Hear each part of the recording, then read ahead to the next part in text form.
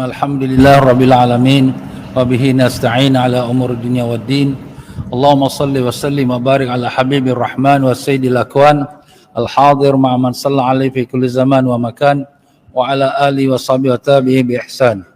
Muslimin dan muslimat rahimakumullah. Assalamualaikum warahmatullahi wabarakatuh. Alhamdulillah syukur pada Allah yang telah mengizinkan kita untuk bersama-sama di dalam pengajian kitab I'tiqad Ahlus Sunnah wal Jamaah, iaitu kaum yang terselamat, iaitulah kitab yang membicarakan bab akidah kita. Dan demikian juga berdapat kita bersolat isyak dan juga beriktikaf dalam masjid. Jangan lupa kita beriktikaf. Bismillahirrahmanirrahim. Nawaitu sunnatal i'tikaf fi hadzal masjid lillahi ta'ala. Sahaja aku niat i'tikaf dalam masjid ini kerana Allah Ta'ala. Marilah sama-sama kita mulakan dengan kita baca Fatihah ila hadratin Nabi Sayyidina Muhammadin sallallahu alaihi wasallam wa alihi tahara ashab abrar ajma'in ila hadrat sultan awliya wa salihin Sri Syekh Abdul Qadir Jailani qaddasallahu sirrul aziz wa amadanallahu biimdadi wa anasana bi harakati wa nafa'ana bi barakati wa ila hadrati ahli silsilati tariqatil qadiriyah wa khususan Syekhuna Mursyidina Rabituna As-Sayyidina Afif bin Sayyidina Abdul Qadir Mansur bin Qadir Jalan Baghdadi Syailillah walamul Fatihah. A'udzu billahi minasyaitonir rajim. Bismillahirrahmanirrahim. Alhamdulillahi rabbil alamin. Arrahmanir rahim. Maliki yaumiddin. Iyyaka na'budu wa iyyaka nasta'in. Ihdinas siratal mustaqim. Siratal ladzina an'amta 'alaihim ghairil maghdubi 'alaihim waladdallin. Amin. Bismillahirrahmanirrahim. Alhamdulillahi rabbil alamin. Allahumma salli wa sallim ala sayyidina Muhammad wa ala alihi wasallam. Allahumma inna nas'aluka wa natawassalu wa natawajjahu ilaika bi nabiyyika nabiyyina sayyidina Muhammadin sallallahu alaihi wasallam nabi rahmah. Ya Rasulullah, inna natawajjahu bika ila rabbina fi taysiri jami' umurina wa fi qada'i hajatina. Allahumma aftah alaina wa ala dhurriyyatina futuhal arifin. Allahumma 'allimna ma yanfa'una wanfa'na bima 'allamtana wa zidna 'ilma. Allahumma ya mu'allim Ibrahim 'allimna, ya mufahhim Sulaiman fahimna. Subhanaka la 'ilma lana illa ma 'allamtana innaka antal 'alimul hakim. Wa la haula wa la quwwata illa billahil 'aliyyil 'azim. Wa sallallahu ala sayyidina Muhammad wa ala alihi washabbihi wasallam. Alhamdulillah rabbil alamin. Ilahi anta maqsudi wa ridhaka matlubi. A'tina mahabbataka wa ma'rifatak. Muslimin dan muslimat rahimakumullah. Alhamdulillah kita telah bercuti pada pelajaran yang lepas kerana sempena cuti umum, dan pada malam ini kita menyambung kembali kita dalam pelajaran kitab I'tiqad Ahlus Sunnah wal Jamaah, di mana dalam pelajaran kita telah membicarakan tentang prinsip-prinsip ilmu. Ya, pelajaran kita pelajaran lepas ialah mengenai prinsip-prinsip ilmu, ataupun kita namakan dia iaitu sebagai mabadi' ilmu. Mabadi' itu prinsip-prinsip ilmu. Jadi bila kita nak belajar sesuatu ilmu, kita kena tahu apa prinsipnya. Prinsip ilmu pelajaran kita akidah ini ialah pelajaran takrifnya ataupun definisinya, mengenal akan Allah Ta'ala dan sifat-sifatnya, dan mengenal akan Rasul dan sifat-sifatnya. Dan begitulah kita telah bicarakan 10 perkara daripada prinsip ilmu ataupun mabadi'. Jadi itulah dia tuan-tuan dan puan-puan rahimakumullah daripada pelajaran kita yang lepas. Dan kita telah mengatakan daripada pelajaran lepas bahawa pelajaran kita membicarakan tentang ilmu, iaitu ilmu itu didapati dengan yakin. Ada juga yang orang dapat ilmu tu tapi dengan syak ataupun dengan zan tu sangkaan yang kuat, ataupun waham tu sangkaan yang lemah. Ini tak pakai. Syak, zan, waham tak pakai. Maksud tak pakai itu apa? Tak boleh dijadikan sandaran di dalam ilmu akidah, ilmu tauhid. Ilmu tauhid mesti yakin, confirm 100%, 1000%. Tak ada rasa agaknya lah Tuhan yang jadikan. Agaknya, mana agak-agak, tak ada. Ini kita kena, bila belajar bab akidah, bab tauhid, mesti 100% confirm. Tak ada agak-agak, was-was langsung tak pakai, syak-syak ragu-ragu tak pakai. Ya tuan-tuan dan puan-puan, jadi dalam pelajaran kita lepas, dia mana PCR? Okay. Dalam pelajaran kita yang lepas, kita telah sampai pada membicarakan tentang, berkata Tuhan mengarang kita rahimahullah ta'ala wa nafa'an Allah biyabikum fid darani amin.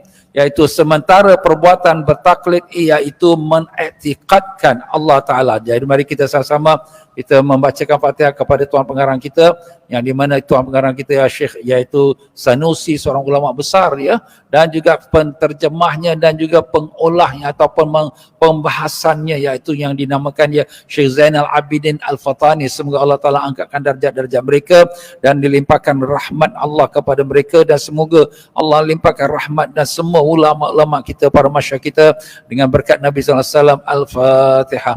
A'udzubillahi minasyaitonir rajim. Bismillahirrahmanirrahim. Alhamdulillahirabbil alamin arrahmanirrahim. Iyyaka na'budu wa iyyaka nasta'in. Ihdinas mustaqim shiratal ladzina an'amta 'alaihim ghairil maghdubi 'alaihim waladdallin. Ya, jadi setelah pembahasan kita setelah apa yang kita dah sebutkan tadi, maka berkata Tuan Pengarang kita menyambung dalam pelajaran kita lagi, iaitu berkata Tuan Pengarang kita rahimahullah ta'ala wa nafa'ana Allah bikum fidarin amin. Sementara perbuatan bertaklid, tadi kita katakan mesti yakin dalam pelajaran akidah. Bagaimana pula perbuatan bertaklid? Taklid itu apa? Iaitu bertaklid mengiktikadkan Allah dan Rasulnya semata-mata kerana mengikut kata orang tanpa sebarang dalil yang memastikan kebenaran taklidnya itu. Jadi di sini masalah taklid dalam ilmu akidah. Bolehkah kita bertaklid? Apa tu taklid? Seperti mana kita sebut tadi lah, ikut kata orang. Ikut kata orang tu siapa? Mestilah ulama. Tak boleh kita kata orang ramai tepi-tepi jalan, tak boleh. Macam juga sekarang kita ini dalam ilmu fikih. Ilmu fikih kita ni bab sembahyang, bab puasa, bab haji, semuanya tu kita bertaklid kepada siapa? Pada imam-imam kita, iaitu imam mazhab, imam Syafi'i, Maliki. Kita bukan alim, kita bukan tahu dalil-dalil dia Quran hadis, kita tak pandai. Tapi imam Syafi'i kata batal wuduk sentuh lelaki dengan perempuan yang halal nikah. Batal lah. Kita itu nama taklid. Jadi sekarang di dalam bab akidah kita ni bertaklid. Apakah boleh kita bertaklid? Bertaklid tu kenapa? Saya percaya Allah Ta'ala yang jadikan langit dan bumi ni. Kenapa kau katakan aku percaya? Ustaz tu dah cakap, ulama kita dah cakap. Dia taklid. Apa dalil? Saya tak pandai lah, saya tak tahu dalil-dalil. Quran hadis saya tak tahu. Tapi ustaz tu kata, ini ulama kita kata macam tu, kita ikutlah. Itu namanya taklid. Apakah orang bertaklid dalam akidah ni boleh? Jadi di sini kita dengarkan jawapannya. Maka di sini para ulama berselisihan pendapat mengenai kesahihan, iaitu sahih ke iman dia. Iman dia sah ke tak sah? Jadi di sini setengah mereka mengatakan ia kafir. Ni pada setengah pendapat. Setengah pendapat kata orang yang bertaklid ni iman dia tak sah. Kenapa? Sebab dia tak mengenal Allah. Dia cuma ikut saja. Dia tak tahu Allah Ta'ala tu Tuhan. Tapi dia ikut saja orang kata. Itu namanya taklid. Dan tak sah taklid dalam akidah. Akidah mesti kau belajar, kau mesti tahu. Mengenal Allah. Allah wujud, qidam, baqa, semua tu sifat-sifat Allah. Itu pada satu kaul, satu pendapat. Ya. Ini adalah pendapat yang dhaif. Ini pada pendapat ulama kita, Syekh Zainal Abidin yang menterjemahkan kitab ini, beliau memberikan penerangan ini satu pendapat tapi pendapat yang dhaif, yang lemah ya. Tapi walaupun lemah itu boleh diambil kira juga. Jadi maksud yang lemah tu jangan tak payah belajar pun tak apa, taklid aja. No. Walaupun itu satu pendapat yang lemah, tapi perlulah kita belajar kerana itu menjadi fardu ain untuk kita belajar. Semacam mana kita solat. Solat kita ni kita sembahyang ikut saja. Kita tak belajar, tapi kita ikut orang sembahyang, orang rokok kita rokok, orang i'tidal kita i'tidal. Tapi kita tak tahu yang sembahyang kita tu sah ke tak sah. Kita punya syarat solat tu macam mana, rukun solat tu macam mana. Jadi itu perkara itu dipertikaikan alim-alim ulama. Memang itu satu pembahasan. Maka dengan sebab itulah di sini kita umat Islam yang beriman, yang akil, yang baligh wajib belajar ilmu akidah, ilmu tauhid. Maka setengah yang lain, setengah ulama pula mengatakan ya mukmin, orang itu masih beriman, dan ini merupakan pendapat yang mu'tamad, ini pendapat yang diputuskan. Maknanya orang tu masih dikira beriman lah, walaupun dia tu bertaklid di dalam bab akidah. Saya tak pandai lah apa hukum-hukum ni semua, tapi saya tahulah Allah Ta'ala tu Tuhan, dialah yang menjadikan kita. Macam mana kau tahu? Ustaz dah mengajar, ulama-ulama dah sebab macam tu, jadi kita tahulah. Macam tu saja. Itu di sisi pada sebahagian ulama, maka itulah yang sah sebagai iman, tapi itu pendapat yang kuat di dalam mazhab Ahlus Sunnah wal Jamaah. Yalah, kalau tidak banyak dah orang Islam kita pun na'udzubillah kafir. Sebab apa? Mana ada belajar? Tak belajar pun. Tapi sembahyang, tapi buat puasa, tapi tak belajar pun. Tanya di sifat 20 pun tongan-langan terbalik-balik dah. Jadi sini ada kerahmatan Allah SWT untuk supaya kita diberikan keselamatan daripada jadi kufur, na'udzubillah zalik. Sama ada ia berdosa atau tidak, maka keterangan lanjut mengenainya akan disebutkan kelak insya-Allah. Jadi sini bila kita kata sah iman dia, bukan maknanya dah selesai dah, aku tak belajar pun tak apa. Pasal apa? Ustaz tadi cakap kita ikut aja, sah iman. Tapi berdosa ke tak berdosa? Maksudnya berdosa tu maknanya kau wajib belajar, tapi kau tak belajar, maka tak belajar berdosa. Tetapi kau punya iman, kita tak kata kau kafir pasal kau masih percaya Allah Tuhan, kau percaya Rasul itu Nabi Sayyidina Muhammad SAW Rasul. Kita tak kata dia kafir, tetapi dia punya hukum dia apakah dia berdosa atau tidak, itu ada pembahasan dan akan nanti sampai pada babnya kemudian, ya. Dan kemudian berikutnya, ketahuilah bahawa ilmu yang baru itu diperolehi dari 3 perkara. Ilmu ni maksudnya pengetahuan, ya, bukan makna ilmu akidah, ilmu pengetahuan, apa pun pengetahuan, ya, dari segi pengetahuan dunia, pengetahuan belajar, pengetahuan makan minum, pengetahuan kesihatan. Pengetahuan itu dia didapatkan dari 3 perkara. Pertama, khabar sadiq, khabar yang benar. Khabar benar itu iaitu khabar yang datang daripada Allah Ta'ala, daripada Quran, khabar yang datang daripada Rasul sallallahu alaihi wasallam, daripada hadis-hadis, dan khabar mutawatir. Mutawatir tu yang ramai riwayatnya. Mutawatir tu ramai yang meriwayatkannya, yang diberitakan oleh sebilangan besar orang sehingga akal tidak dapat membayangkan kedustaannya. Itu nama mutawatir. Dia diberikan penerangan ni. Apa tu mutawatir? Mutawatir tu berita diberitakan oleh sebilangan besar orang sehingga akal tidak dapat membayangkan kedustaannya. Macam mana tu? Jadi kalau sekiranya ada orang cerita, dah masjid tadi Pak Imam dia tengah khutbah, dia jatuh daripada mimbar. Sekarang yang bawa cerita tu siapa? Ratus-ratus orang. Sebab orang tengah-tengah duduk tengah khutbah Jumaat ni. Tiba-tiba tengok Pak Imam jatuh. Orang pun buat cerita. Kita kat luar, kau ni cerita mengarut lah. Apa mengarut ni? Ramai orang semua nampak. Semua orang bercakap yang sama. Itu namanya berita mutawatir. Jadi kalau berita mutawatir tu tak boleh nak tolak lagi dah. Itu dah pasti benar. Itu berita itu namanya khabar sadiq. Khabar sadiq, khabar yang benar, dapat daripada Al-Quran, daripada hadis, dan daripada riwayat-riwayatnya mutawatir. Riwayat ini dia ada kemungkinan hadis dan kemungkinan bukan hadis juga, ya. Pokoknya mutawatir makna riwayat orang yang ramai yang memberitakannya. Dan begitu pula yang kedua, ilmu itu didapatkan oleh akal, iaitu akal gharizah. Gharizah itu akal naluri. Akalnya Allah Ta'ala beri akal kepada kita. Manusia sekarang hari ini dia membuat roket, membuatkan atom, membuatkan obat, membuat macam-macam. Dari mana dia dapat ilmu ni? Daripada akal lah. Akal dia memikir bagaimana cara. Itu ilmu daripada segi akal, ya.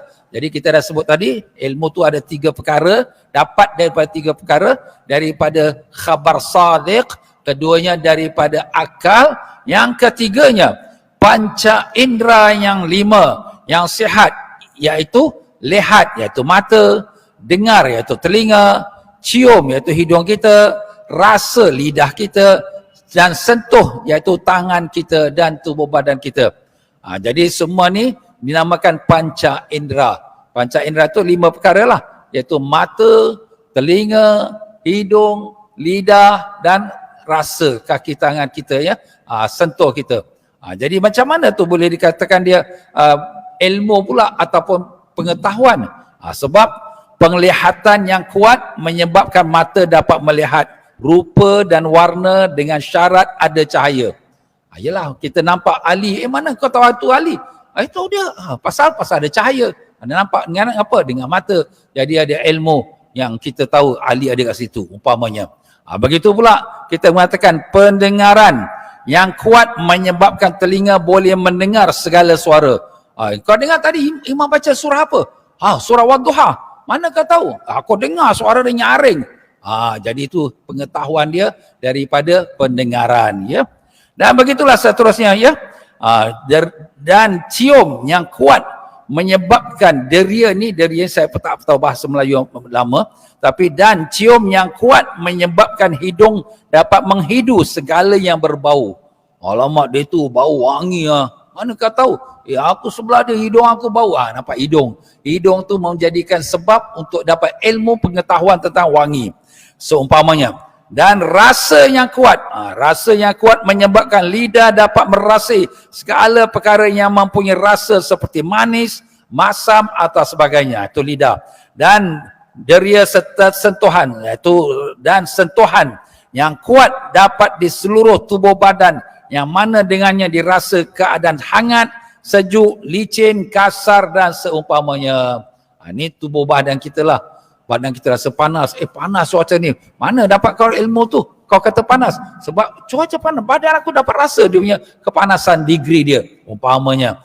Jadi ini semua tuan-tuan dan puan dinamakan dia ilmu panca indera. Panca indera yang Allah Ta'ala jadikan pada kita. Nah, sekarang kita dah sebut tadi. Ilmu. Daripada 3 sumber. Khabar sadiq, iaitu khabar yang benar, yang tak ada was-was, tak ada ragu-ragu. Dan yang keduanya, daripada kita katakan tadi, akal yang Allah Ta'ala berikan, akal. Yang ketiganya ialah panca indera. Nah, daripada 3 sumber ilmu ini, manakah ilmu yang kita pakai untuk pelajaran kita? Inilah Tuhan pengarang kita sebutkan.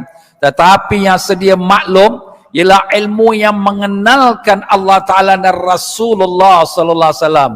Bukanlah melalui panca indera yang 5, tetapi melalui syarak, ataupun syarak itu Quran dan hadis, atau akal yang sihat. Akal yang sihat. Ustaz, kita pakai akal ke dalam mengenal Allah? Ya. Macam mana kita nak tahu yang langit bumi ni siapa yang jadikan? Mesti ada yang menjadikan. Mustahil langit bumi jadi dengan sendirinya. Tak mungkin. Kita masuk di tengah-tengah hutan, nampak satu istana yang cantik. Oh, dia jadi sendiri. Mana boleh jadi sendiri? Mesti ada orang yang membuatnya. Begitulah alam yang semesta ni. Cantik, hebat, begitu indah. Sudah mestinya ada yang menjadikannya. Itulah dia Rabbul Alamin, Allah Ta'ala. Itu dari segi akal. Sebelum Quran, sebelum hadis pun, akal sudah menghukum. Mesti ada Rabbul atau Tuhan yang menjadikannya. Ya, begitulah di tuan-tuan dan puan-puan. Di dalam bidang akidah, kita hanya menggunakan 3 sumber ini, Quran, hadis dan juga daripada akal. Dan sudah tentunya lah dipimpin oleh ulama-ulama kita yang dinamakan ijma' ulama dan juga qiyas. Ya.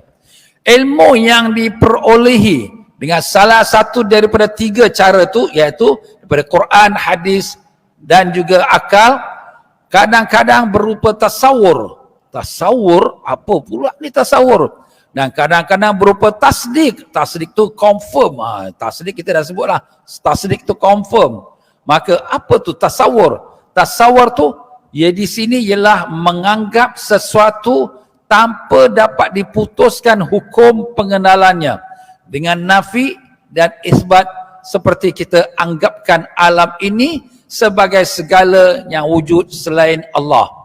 Sekarang kita dalam membicarakan ini bukan kita kata sebagai introduksi lah untuk kita nak memahami perjalanan kita nak mengetahui pelajaran akidah ni.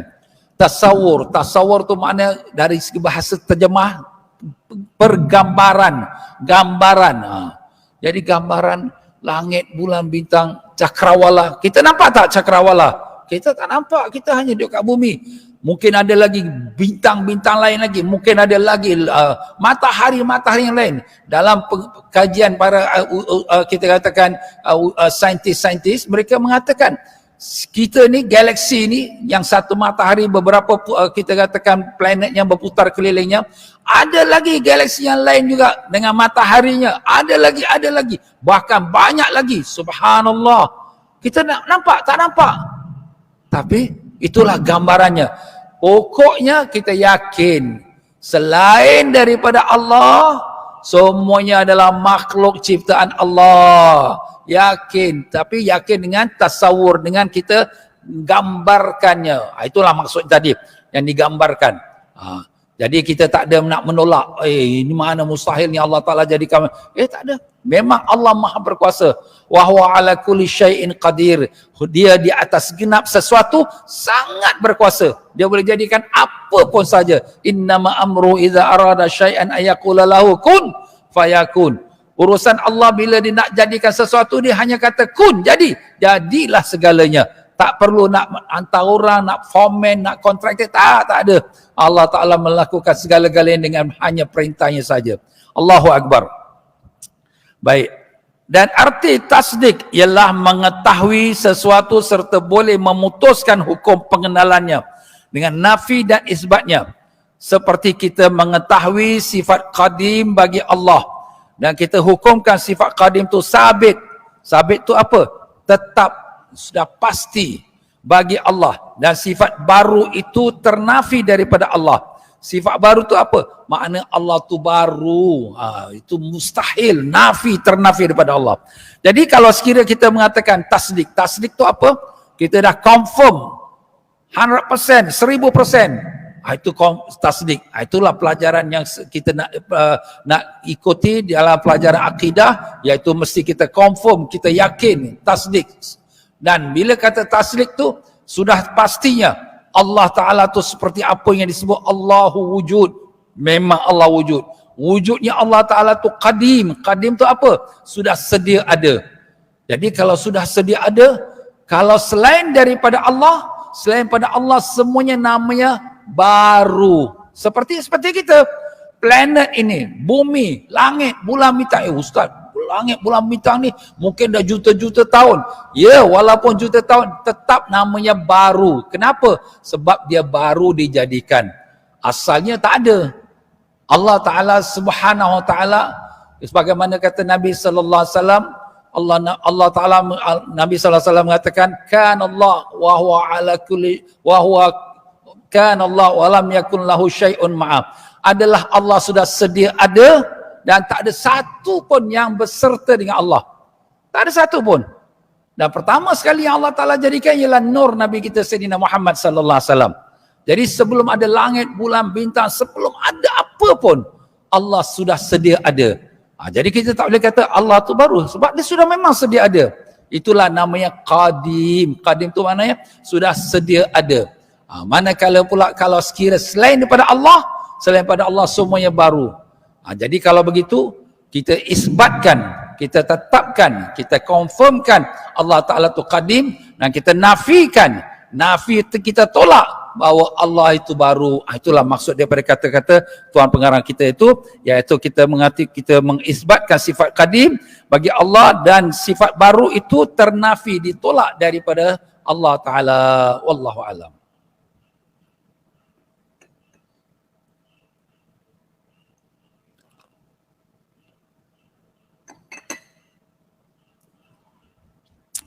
Ya, masuk kita di muka surat sebelah.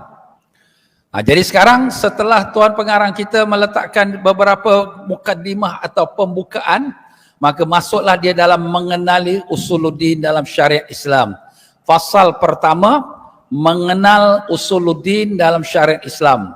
Sebagai seorang Muslim, menjadi wajiblah atasnya mempelajari ilmu usuluddin, iaitu ilmu yang pokok dalam agama yang tidak boleh diabaikan atau disia-siakan sama sekali. Jadi ilmu usuluddin dinamakan ilmu yang pokok. Pokok tu maknanya apa? Yang menjadi foundasi kita, yang menjadi kita fundamental kita, yang menjadi pegangan kita, asas kita. Jadi maknanya orang yang tak belajar ilmu usuluddin, yang tak tahu ilmu usuluddin, dia punya iman dia goyang, dia punya akidah dia tak sempurna. Mungkin boleh jatuh kafir, boleh jadi musyrik, boleh. Kenapa? Sebab kadang-kadang dia keluarkan cakap-cakap yang dia sendiri tak sedar, cakapan dia tu sudah menjadikan dia kafir. Kawan tu yang tolong aku, kalau tak ada tolong aku dah mati dah. Kau kawan kau hidupkan kau ke? Yang bagi kau nyawa kawan kau ke? Itu sebab aja yang menjadikan kau selamat Allah. Tapi kadang-kadang manusia kan tak belajar akidah. Doktor ni obat ni bawa power. Aku makan obat doktor ni, sembuh. Obat yang sembuhkan kau. Yang sembuhkan kau siapa? Allah. Tapi tak belajar. Itulah sebabnya dinamakan pelajaran usuluddin ini ialah pelajaran yang asas, yang fondasi, yang mesti wajib. Perkataan usul. Usul tu daripada segi perkataan bahasa Arab, asal. Asal tu maknanya punca agama. Din tu agama. Punca agama tu ialah pelajaran akidah. Rasulullah sallallahu alaihi wasallam sewaktu baginda dilantik menjadi nabi dan rasul di kota Mekah, apakah tugas Nabi SAW yang pertama sekali di kota Mekah? Surah sembahyang? Tak. Surah puasa? Tidak. Nabi ajak orang beriman pada Allah. Akidah tu. Beriman dulu. Kalau dia tak beriman, nak surah sembahyang pun tak sah. Nampak? Jadi sinilah letaknya pentingnya pelajaran usuluddin yang kita namakan dia akidah. Kenapa nama akidah pula Ustaz? Sebab akidah tu mana ikat. Dia ikat. Mana ikat tu dia sudah simpul, putus. Tak boleh lagi, tak buka-buka lagi. Memang aku beriman pada Allah. Tak kau nak kata apa, katalah. Macam tu ibaratnya. Itu sebab nama tu akidah. Tauhid, dinamakan tauhid tu kenapa? Tauhid dari segi bahasa Arab tu mengesakan, iaitu Allah, dia sahaja yang Tuhan. Tidak ada Tuhan melainkan Allah. Itulah namanya tauhid. Jadi dia ada beberapa nama. Antara itulah yang besar, yang biasa ialah usuluddin. Mengenal usuluddin dalam syariat Islam, ya. Hukum mempelajari ilmu usuluddin syahdan. Menurut hukum syarak, mempelajari ilmu usuluddin dan mengajarkannya adalah wajib. Berarti ia dituntut secara mesti tanpa boleh diketepikan dengan sewenang-wenangnya. Wajib. Maknanya yang belajar wajib, yang mengajar pun wajib. Kalau saya ada ilmu, saya tak ajar orang ilmu usuluddin, orang pun jadi sesat. Orang cakap pun semua boleh jadi murtad. Saya sebagai orang ada ilmu tak mengajar, saya pun berdosa. Saya pula mengajar. Orang yang tak tahu ilmu usuluddin, dia tak datang belajar, malas nak tengok TV kat rumah, nak ada jalan-jalan. Ada masa tapi dia lepak saja. Maka berdosa dia sebab dia meninggalkan wajib. Belajar ilmu usuluddin wajib bagi orang yang tak tahu belajar, yang dah tahu wajib mengajar. Itu dia tuan-tuan, bukan sunat. Habis ustaz kita mengajar orang tak bagi gaji, tak bagi habuan, tak apa. Itu satu perkara kedua. Yang penting kewajipan kau sebagai guru agama, wajib kau mengajar. Begitulah pula orang yang belajar pun. Dia, ustaz saya tak ada duit nak datang ni, macam mana? Wajib belajar. Tak ada duit pun wajib belajar. Pasal itu adalah hukum agama. Masya Allah. Jadi ni tuan-tuan dan puan-puan ni cakap-cakap ni jangan hanya kita masuk kanan keluar kiri. Kita ingatkan anak-anak kita pula. Kita alhamdulillah kita datang belajar. Macam mana anak-anak kita kat rumah yang sekolah, ustaz dia sekolah, habis sekolah dia tak kenal Allah, macam mana dia nak jadi orang Islam? Mungkin dia buat perkara-perkara. Dan sekarang ni sudah banyak anak-anak kita yang rosak. Jangan kata anak-anak kita yang yalah nakal-nakal tu, yang belajar bagus, pandai, pas. Tapi ilmu agama tak tahu, tak kenal Allah Ta'ala. Ini kita kena jaga tuan-tuan. Na'udzubillah ya. Baik, kata tuan mengarah kita, wajib dari segi syarak itu terbagi kepada dua. Wajib dari segi agama, syarak tu mana agama, ada terbagi pada dua. Apa tu dua tu? Pertama, wajib fardu ain pada mempelajarinya. Jadi fardu ain tu, iaitu kalau kita kata fardu ain tu, mana ain tu apa? Setiap seorang. Setiap orang, lelaki, perempuan yang berakal, yang baligh, wajib belajar. Tak belajar, dosa dia. Itu hukum dia. Jadi kita dah sebut tadi tentang belajar, kalau tak belajar berdosa, inilah dia. Kadar wajib fardu ain mempelajarinya itu, iaitu yang wajib dipelajari seorang mukallaf. Mukallaf yakni yang sudah baligh akil. Jadi tanpa bertaklid. Yakni menurut buta tulis sahaja. Itu kita dah sebut tadi. Jadi di sini wajib dia belajar. Bagi siapa yang wajib belajar ni? Apakah baby, budak-budak kecil, budak ataupun siapa pun yang sudah mukallaf. Apa tu mukallaf dari segi bahasa Arab? Itu bahasa Arab. Mukallaf tu yang sudah dibebankan dengan hukum. Itu makna mukallaf. Yang dibebankan hukum maknanya kalau dia buat haram berdosa. Dia buat yang wajib, yang sunat dapat pahala. Jadi siapa yang nama itu mukallaf? Iaitu orang yang akil, yang berakal dan sudah baligh. Baligh itu kita tahulah, iaitu kalau sekiranya anak perempuan sudah datang haid ataupun 15 tahun, anak lelaki kalau ada mimpi keluar mani ataupun sampai umur 15 tahun, itu sudah wajib dia belajar ilmu akidah. Jadi kalau sekiranya anak-anak yang berakal, pandai dia, tapi belum baligh, dia tak wajib lagi, tapi baguslah kita ajar. Kalau sekiranya dia sudah baligh, umur dah 20 tahun, tapi otak dia tak betul kerana dia terencat otak dia, akal fikiran dia. Tak orang kata anak istimewa lah. Maka itu dimaafkan pasal itu hal keadaan dia. Jadi yang dua syarat ni, orang yang baligh lagi berakal, itulah nama orang mukallaf. Kalau dia buatnya wajib dapat pahala, kalau dia buatnya haram dia berdosa. Maka orang ini wajib belajar ilmu akidah. Jadi tanpa bertaklid, tanpa dia ikut-ikut. Yang ini menurut buta tuli saja, jangan. Tapi hendaklah dia bertahqiq. Apa tu tahqiq? Yakni mengenal dengan baik hakikatnya. Itu makna tahqiq. Tuan pengarang kita ni bagus. Dia sebutkan bahasa Arabnya dan kemudian didatangkan terjemahannya. Jadi kita nak tahu terjemah, dia dah tuliskan. Dan dengan tahqiq, yakni mengenal dengan baik hakikatnya. Maknanya bila kita belajar ni, kita tahu yang betul-betul, ya Allah Ta'ala tu sifatnya wujud, qidam, baqa. Betul-betul, confirm. Masya Allah, tabarakallah. Ya. Jadi apa kata tuan pengarang kita lagi? Ialah mengenal sifat. Nak kenal apa? Mengenal sifat 20 yang wajib bagi Allah Ta'ala secara terperinci. Mengenal sifat 20 yang wajib. Sifat 20 ya. Nanti kita akan pergilah ke dalam pelajaran sifat 20 pula. Dan kedua, mengenai sifat 20 yang mustahil bagi Allah secara terperinci. Sifat wajib bagi Allah. Sifat wajib seperti kita kata, Allah bersifat wujud. Wujud wajib lah, mesti Allah Ta'ala ada. Dan kalau mustahil tu Allah Ta'ala sifat Adam. Adam Ain Dal Mim. Adam tu tak ada. Mustahil Allah Ta'ala tak ada. Kalau Allah Ta'ala tak ada, siapa jadikan langit bumi? Jadi itu dalam terperincinya akan kita pergi nanti ke situ. Jadi apa yang nak belajar ni, yang kita kata wajib belajar ni, fardu ain. Wajib belajar sifat 20 yang wajib bagi Allah dan sifat 20 yang mustahil bagi Allah secara terperinci. Dan setiap satunya disertai dengan dalil walaupun dalilnya ijmali. Jadi disertai dengan dalil. Ada dalil. Mana kau kata ini Allah Ta'ala jadikan langit bumi ni? Mana kau kata Allah Ta'ala bersifat qadim, Allah sudah sedia ada? Mana kau katakan Allah Ta'ala itu bersifat mukhalafatul hawadis, menyalahi sekalian yang baru? Ini semua sifat dalam sifat 20. Kita datangkan Quran atau hadis. Ataupun dalil ijmali. Apa tu ijmali ni? Ni.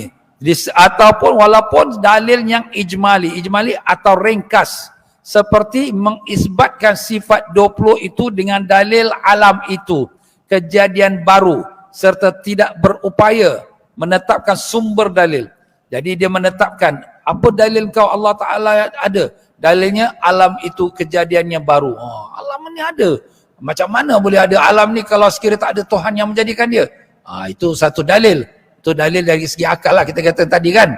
Kemudian dia mengatakan pula, iaitu dalil alam itu kejadian baru serta tidak berupaya menetapkan sumber dalil. Tapi dia tak mampulah nak keluarkan dalil daripada Quran, hadis, tak mampu. Ustaz, saya tak pandai Ustaz.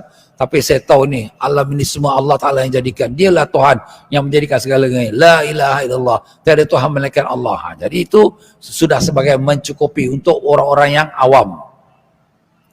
Serta tidak berupaya menetapkan sumber dalil itu sama ada ia pihak yang baru atau pihak yang mungkin berlaku atau kedua-duanya sekali. Dan tidak berupaya juga menolak keraguan yang timbul yang boleh mematahkan dalil. Dia tak mampulah, tak mampu nak keluarkan kekuatan dia daripada Quran hadis. Dia tak mampulah kalau sekiranya ada orang sanggah dia, ada orang bawa datang hujah dengan dia, mungkin dia akan tombang dan dia boleh jadi murtad. Dan memang banyak sekarang anak-anak kita jadi murtad. Jangan terkejut tuan-tuan ya, anak-anak Islam kita, anak-anak Melayu Islam Singapura kita, banyak sudah murtad. Kita sedar tak sedar tu kita tak tahu. Sampai ada persatuan Melayu murtad, na'udzubillah min zalik. Jadi kenapa? Mereka tahu kan Allah Ta'ala jadikan. Ya, mereka tahu. Tapi agama lain pun kata Tuhan Allah juga. Jadi dia pun, ya Tuhan Allah. Tapi dah terpengaruh ini, akhirnya habis tinggalkan agama. Dia tak kuat pegangan dia. Inilah dibimbangkan. Kalau sekadar hanya tahu Allah Ta'ala yang jadikan langit bulan bintang, ya, orang-orang yang ke agama lain pun ataupun yang pegangan lain pun kata, Allah Ta'ala yang Tuhan, dia yang jadikan segala. Jadi dia punya agama tu sudah mirip nanti kepada mereka. Na'udzubillah min zalik. Ya, dalil ijmali ini terdapat di kalangan kebanyakan orang-orang seperti pengembala kambing, pengembala unta dan penduduk dusun yang apabila melihat sesuatu yang ajaib akan menyebutkan subhanallah yang menjadikan ini. Ini untuk orang-orang yang orang kata kuno lah, duduk kat kampung lah, tak ada ulama-ulama yang ada kat situ. Orang-orang penggembala kambing duduk kat tengah-tengah padang pasir, penggembala unta. Orang-orang ini bila tengok sesuatu benda ajaib, subhanallah, sebut nama Allah, maha suci Allah. Itu sudah jadi macam tradisi dia. Dia tahu ini Allah Ta'ala yang jadikan, benda pelik-pelik yang Allah jadikan. Tapi bila nak tanya, kau kenal Allah? Sifat Allah apa? Dia tak tahu pula. Ini namanya dia bertauhid ataupun dia beretikad dengan dalil ataupun dengan hujah ijmali saja. Ijmali itu makna apa? Maknanya sebagai general saja, in general. Tidaklah fokus, taklah mendalam, tidaklah mengetahui dengan sumber-sumber dalilnya yang kita sebut tadi. Berarti tiada siapa yang menjadikannya melainkan Allah. Maknanya bila kata subhanallah, dia tahu ini semua Allah yang jadikan. Selaras dengan dalil bahawa yang menjadikan alam ini ialah Allah Ta'ala. Seperti mana seorang itu ditanya, dengan apa kamu boleh mengenal Allah? Dengan apa yang kamu mengenal Tuhan kamu? Lalu orang tu menjawab, ini sebagai contoh lah. Seperti mana ditanya, dengan apa kamu mengenal Tuhan kamu? Lalu orang tu menjawab, dengan maksud kami tidak sampai untuk mendapatkan barang yang kami mahukan. Maknanya, apa hajat kami nak, takkan dapat sampai melainkan dengan apa yang Allah, yang Tuhan yang jadikan, yang berikan dia. Jadi sini maknanya dia mengenal Allah dengan cara bahawa dia tahu yang dia tak dapat sampai hajat dia melainkan Tuhan yang menyampaikan hajatnya. Itu satu cara, situ juga satu namanya mengenal Allah atau bertauhid pada Allah dengan ijmali, dengan in general. Tapi dah saya sebutkan tadi, iman seperti ini dia masih goyang lagi. Dia boleh tombang dan boleh terpalik kepada agama yang lain pula. Na'udzubillah. Contohnya lagi ialah seperti yang diceritakan oleh Asma'i dengan katanya, pada suatu hari aku keluar dari masjid jami', iaitu masjid tempat orang berhimpun untuk menunaikan solat Jumaat di Basrah. Jadi kalau sekiranya dalam kitab-kitab bahasa Arab ni, dia ada namakan masjid jami'. Dia bukan semua masjid tu nama jami'. Kadang-kadang dia tak pakai nama masjid pun. Dia kata mari kita pergi jami' sini. Jami' tu apa? Masjid yang ada dirikan solat Jumaat. Itu namanya jami'. Kalau masjid yang tak ada dirikan solat Jumaat, dia tak nama jami'. Dia nama masjid saja. Sebab sembahyang macam kita kata surau. Itulah. Ini daripada istilah kegunaan bahasa Arab daripada iaitu ulama-ulama kita. Jadi kata orang ini, aku keluar pada masjid jami' di Basrah, daerah yang berhampiran dengan Baghdad. Dan di tengah jalan aku berjumpa dengan seorang Arabi, iaitu Arabi siapa? Apa tu Arabi? Orang Badui, penghuni dusun, penghuni padang pasir yang menunggang unta dengan pedang tersandang di bahu dan tangannya memegang panah. Ini memang style dia lah. Orang-orang Badui atau orang dusun ni, dia punya cara tu seperti macam pahlawan. Pedang dah siap kat belakang dia, kemudian keluarkan pedang dia, panah pun kat tangan dia. Jadi biasalah tu orang-orang dusun macam tu, dia nak keluar pergi memburu atau sebagainya. Jadi dia terserempaklah dengan orang padang pasir ini. Ia pun memberi salam padaku dan bertanya, siapa kamu? Orang yang Badui ni tanya ni. Jawab yang baru keluar pada semayang ni, aku ini dari keturunan Asma'i. Badui itu bertanya lagi, dari mana kamu datang? Aku jawab, dari tempat dibaca kalam Ar-Rahman. Kalam Allah lah Ar-Rahman, iaitu daripada masjid. Ya. Badui itu bertanya lagi, Adakah Rahman itu mempunyai kalam yang boleh dibaca orang? Jadi Badui ni tak tahu. Dia tak tahu agama, dia tak belajar tauhid macam kita sedang sebut ni. Dia bila orang ni kata aku datang pada tempat yang dibaca kalam Ar-Rahman. Kalam Ar-Rahman tu Al-Quran. Kemudian Badui ni pelik. Ar-Rahman tu ada kalam yang boleh dibaca. Maknanya Allah Ta'ala tu ada kalam dia yang boleh kita baca. Jadi apa jawapannya? Jawapannya Asma ini aku menjawab, ya tentu sekali. Ia pun berkata, bacakanlah kepadaku sesuatu darinya. Badui ni minta lah, bacalah aku nak dengar kalam Allah. Aku berkata, turun dulu dari untamu dan beradablah untuk mendengarnya. Ini satu perkara yang penting tuan-tuan. Mengajar orang ni bukan kita nak jual agama. Mengajar orang ni adalah satu penghormatan. Jadi apabila kita nak ajar orang yang nak belajar tu mesti hormat. Dia mesti datang. Bukan dia itu duduk di atas tempat tinggi, kita pula mengajar dia, wah macam kita rendah. Itu hukumnya tak hormat kepada ilmu. Begitulah Al-Imam Bukhari rahimahullah ta'ala, di mana beliau ini diperintahkan oleh wali kota supaya datang ke rumah, ajak anak aku. Imam Bukhari kata, ilmu itu didatangi, bukan mendatangi. Kau nak belajar, datang tempat aku, bukan aku datang rumah kau. Jadi begitulah kita dah nak belajar, kena datang. Tapi syukur alhamdulillah kita sekarang ini duduk kat rumah pun tengok, ni live. Boleh duduk, boleh belajar. Ini kita tutup live ni, tak dengar lah diorang kat rumah. Tapi kesian kan pula, ya mungkin diorang sibuk ke, nak apa-apa ke, rumah jauh ke, ada kat luar negeri ke. Jadi tak apa, kita manfaatkan juga ilmu teknologi ni. Tapi pokoknya, jangan kita sombong. Tapi kalau kita belajar, maupun di rumah atau di masjid, duduk tertib. Jangan kita duduk goyang-goyang kaki, kita duduk makan kuaci, sambil-sambil pegang handphone, tengok ustaz tu mengajar. Itu tak ada hormat namanya. Jadi ilmu itu tak akan berkat kalau tak dihormati. Bukan hormat ustaz tu, tapi apa ustaz tu cakap. Dia cakap Quran, cakap hadis, cakap ulama-ulama. Jadi itu adalah sumber ilmu yang wajib diberikan penghormatan. Itu tuan-tuan. Jadi Asma'i ni yang ditanya, kau bacakan ayat Quran? Kau nak dengar, kau turunlah, adablah sikit, hormatlah. Apa Badui itu buat? Badui itu pun turunlah daripada untanya dan terus duduk di atas tanah. Wah, tawaduk, terus duduk atas tanah. Aku pun bacakan surah Az-Zariyat hingga firman Allah, a'udzubillahi minasyaitonir rajim. Wa fil ardi ayatul lil muqinin wa fi anfusikum afala tubsirun. Maksudnya, di bumi itu ada beberapa tanda kewujudan Allah bagi orang-orang yang meyakini ketauhidannya. Dan pada diri kamu itu pun ada dalil tentang kewujudan Tuhan kamu. Tidakkah kamu melihatnya? Iaitu hendaklah kamu mengetahuinya. Jadi dalam ayat ini dua perkara Allah Ta'ala sebut. Mengenal Allah SWT, nak tahu Allah Ta'ala, lihat tanda-tanda kewujudan Allah tu dengan ada yang bumi yang terbentang, langit yang luas, bumi yang terbentang, sungai yang mengalir, gunung ganangnya, manusia-manusia. Ini tanda kewujudan Allah. Dan wa fi anfusikum, dan dalam diri kamu. Ustaz, macam mana dalam diri kita ada kewujudan Allah? Kita ni wujud kita ni, siapa yang jadikan kita? Daripada setitis air mani jadi segumpal darah, sebagai utak jadi seketul daging, keluar sebagai baby, kemudian membesar sampai dah pandai, sampai boleh berlari. Ini kan Allah yang jadikan. Begitu kat jantung kita berdenyut, siapa yang pump jantung kita?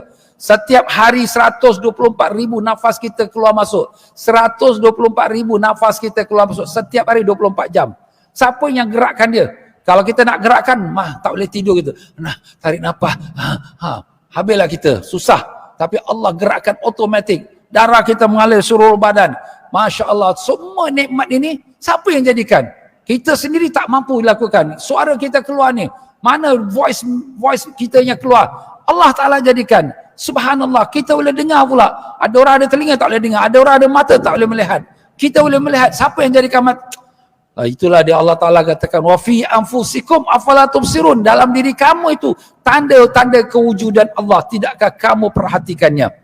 Jadi apabila dibacakan ayat sampai, ayat ini panjanglah daripada surah awal Zurriyat tu, kemudian sampai ayat ini, Badui itu pun kata, dia pun berkata, memang benar Rahman berfirman demikian. Dia tak kenal lagi nama Allah, dia kenal nama Rahman. Sebab orang tu sebut Rahman, kalam Rahman. Memang benar apa yang Rahman berkata. Najis unta tu menunjukkan ada yang unta. Tu dia buat kias dia kepada otak dia. Bila ada najis unta, mesti ada unta. Betul lah. Begitu pula dia kata, kesan tapak kaki menunjukkan ada orang berjalan. Bila ada bekas tapak, mesti ada orang berjalan. Langit ada buruj. Buruj tu bintang. Tempat bergeraknya. Buruj tu kita solar system lah. Tempat bergeraknya bulan, bintang dan matahari. Bumi ada jalan-jalan dan laut mempunyai ombak. Semua itu menunjukkan ada Tuhan yang latif. Itu siapa kata tu? Badui tu kata. Masya Allah, Badui ni. Dia baru kali pertama dengar ayat Quran. Baru kali pertama dia dapat mendengarkan firman Allah. Tapi otak dia sudah dapat memikirkan wujudnya Allah. Tapi dia kenal wujudnya Allah apa? Dengan tanda-tanda yang kita dah sebut tadi. Banyaklah, panjanglah dia punya tu. Hingga ke akhir cerita. Dan tidak perlulah disebutkan seterusnya. Kerana maksud cerita berkenaan ialah untuk menyatakan dalil ijmali, dalil secara umum. Yang ramai orang mengetahuinya dari kalangan orang-orang awam kaum muslimin. Tapi itulah kaum muslimin yang mana? Yang tak ada kesempatan untuk belajar, yang duduk kat dusun, yang duduk tempat padang pasir. Pernah satu masa Sayyidina Umar radhiyallahu an, beliau itu sudah habis peperangan. Waktu habis peperangan nak balik ke Madinah, lalulah di satu lembah ada seorang budak hamba yang menjaga kambing-kambing, ya, pengembala kambing lah. Maka Sayyidina Umar kata, ini kambing ni kau bagi satu, aku nak beli nak makan ni. Lapar dah ni. Kata budak pengembala kambing, ini kambing bukan aku punya. Ini tuan aku punya. Sayyidina Umar kata, mana tuan kau kira? Ni banyak ni, tak terkira pun. Tuan kau pun tak tahu satu kambing hilang. Kata budak ni, walaupun tuan aku tak tahu, tapi Tuhan aku tahu. Alamak. Nampak? Sayyidina Umar terkejut. Ini budak pengembala kambing saja. Kalau kita, tuan tak nampak. Okey, ambil lah. Ambil 200. Tak, itu kita. Na'udzubillah min zalik. Tapi budak ini beriman kepada Allah. Walaupun dia tak belajar, budak tapi orang kata di padang pasir saja. Itu iman ijmali, iman secara general, iman secara kita katakan umum, tidak spesifik, tidak belajar seperti mana yang wajib. Boleh kita terima macam tu Ustaz? Boleh pada orang yang seperti itu. Tapi kalau kita sudah ada kemampuan, macam kita sekarang kat bandar, kita apa lagi dengan teknologi sekarang, boleh saja kita ikuti pengajian akidah ni. Masih tak mau belajar lagi. Itu berdosa kita sebab kita mengabaikan wajib fardu ain kita. Allahu Akbar. Walhasil, fardu ain bagi setiap mukallaf mengetahui dalil ijmali akan melepaskan diri daripada bertaklid dan ia seterusnya masuk di dalam tahqiq. Masuk dalam tahqiq maknanya masuk dalam confirm juga. Dia bukan ikut membuta-buta tuli tak ada, tapi dia yakin Allah Ta'ala yang jadikan alam ni. Dialah Tuhan. Melalui dalil ijmali itu dikatakan tanda kewujudan Allah Ta'ala ialah kewujudan alam atau adanya alam ini. Ini tanda dalil wujud Allah kerana ada alam. Setiap kali ditanya mengenai dalil setiap satu daripada sifat 20 itu, akan dijawab dalilnya ialah alam itu atau makhluk ini, tanpa berupaya menegaskan dan menghuraikan keraguan atau syubhat yang timbul. Jadi orang yang bertauhid, yang berakidah secara umum dengan dalil yang ijmali, dalil yang umum, dalil yang in general, dalilnya hanya alam. Apa tanda Allah Ta'ala itu wujud? Alam ini. Apa tanda Allah Ta'ala itu kudrat? Alam ini. Itu semua alam saja. Pasal apa? Itu yang dia nampak depan mata dia. Nak korek dalil Quran hadis, dia tak tahu. Tapi ini dinamakan dalil ijmali, mencukupi untuk orang awam yang di mana dia sebagai meyakini kewujudan Allah Ta'ala. Ya? Itulah tuan-tuan dan puan-puan.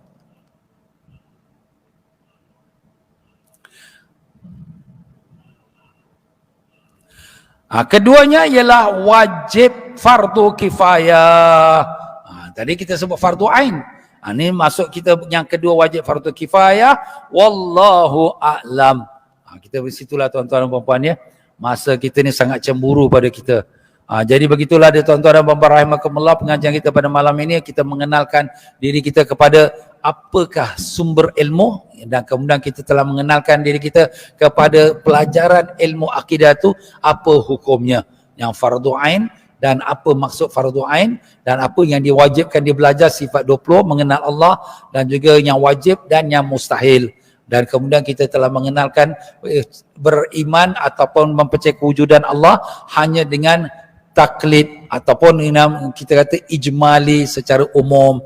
Itulah tadi tuan-tuan dan puan-puan, mudah-mudahan apa yang kita belajar tu ya Allah ya Tuhan kami, dengan berkat syafaat Nabi sallallahu alaihi wasallam, kau berkatkan ilmu yang kau ajar kepada kami pada malam ini, jadikan ilmu itu ilmu yang manfaat, dapat kami amalkan, dapat kami sampaikan, dan jadikan ilmu kami ikhlas mencari keridhaan-Mu ya Rahman, dengan berkat Nabi sallallahu alaihi wasallam. Allahumma amin ya rabbal alamin. Ya tuan-tuan dan puan-puan, sekarang ini kita dalam bulan Rejab. Bulan Rejab ni adalah salah satu bulan haram, sebagaimana kita sudah sedia maklum, iaitu bulan haram tu ada 4, iaitu Rejab, Zulqaidah, Zulhijjah dan Muharram.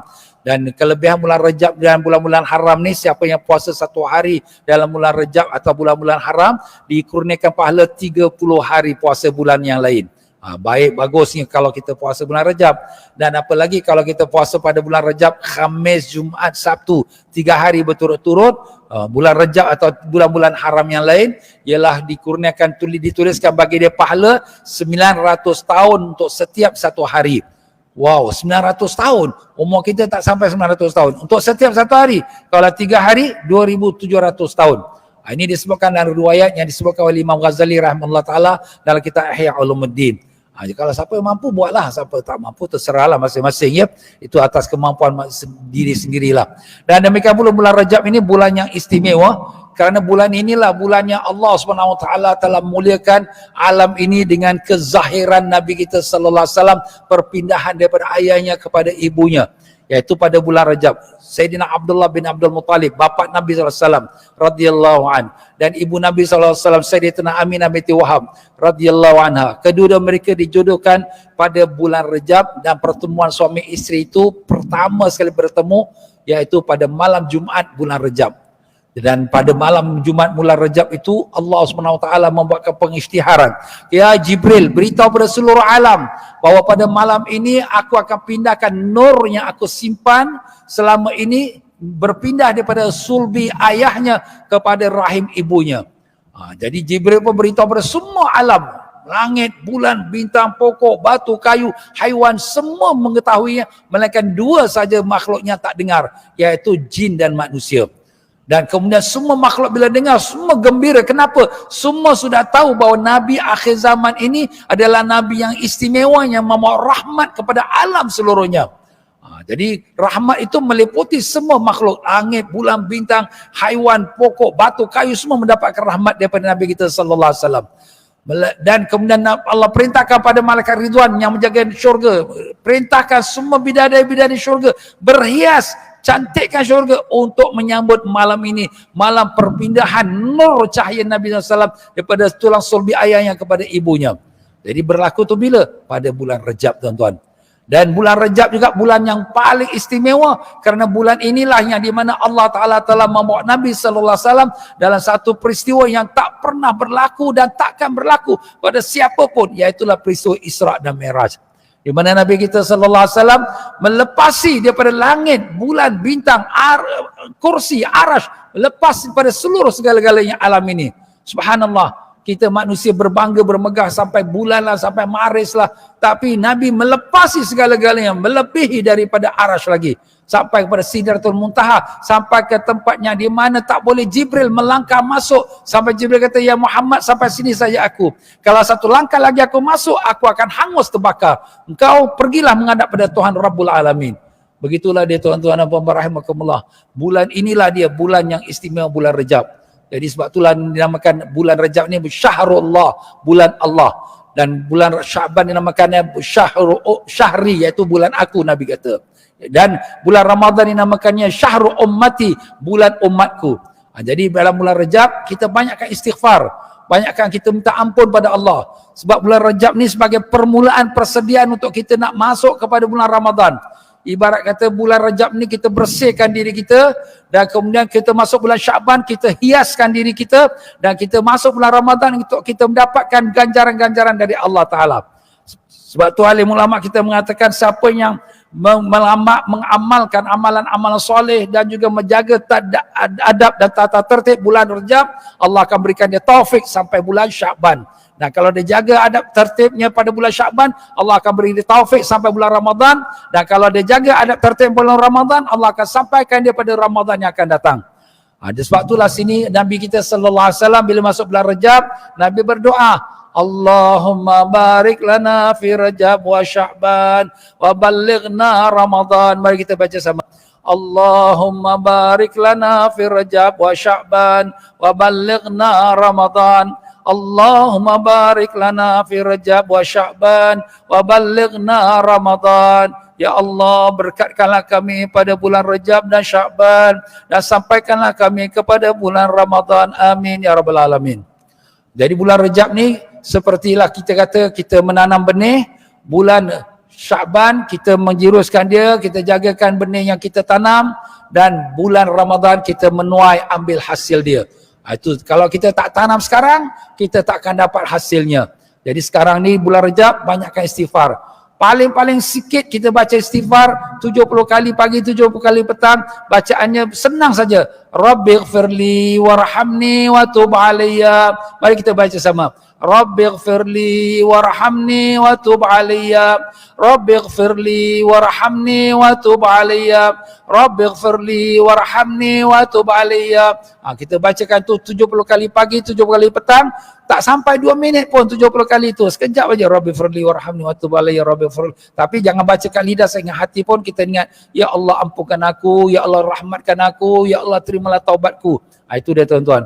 Jadi dan jangan lupa kita baca istighfar Rajab. Dalam kitab Majmu' Syarif yang ada surah Yasin, surah Kahfi, surah Sejadah, itu Majmu' Syarif tu dalam dia ada istighfar Rajab. Baca istighfar Rajab tiap-tiap malam, pagi, petang, malam, tak kira lah, paling kurang sekali satu hari. Inilah amalan-amalan kita tuan-tuan. Nak mati ni tak kira umur, kita muda ke, kita sihat ke, mati bila-bila saja mati.